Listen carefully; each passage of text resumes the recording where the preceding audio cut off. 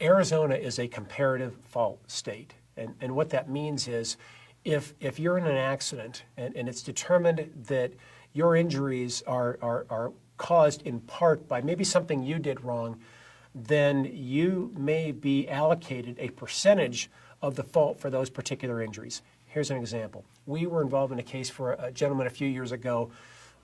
He was driving northbound on some road, and another car turned left directly in front of him.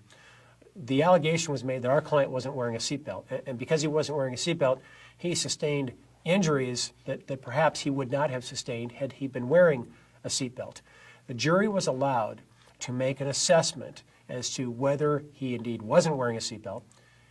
If they found he wasn't wearing a seatbelt, to what degree that contributed to his injuries, and then they had the option that they didn't have to award him anything for those particular injuries which were caused by his own fault from not putting his seatbelt on. So that's an example as to how the comparative fault statute in Arizona, if you're found to have some percentage of fault for your own injuries, you may be denied a recovery for that particular aspect of those injuries. If you or a family member or a friend has been involved in an accident and you have questions and you're not sure what to do, give us a call. There's no obligation. We're happy to talk to you. We're happy to help educate you. We're happy to help you understand the process a little bit better. And it's my experience that if you understand the process better, you'll realize that Zachar Law Firm is the right law firm for you.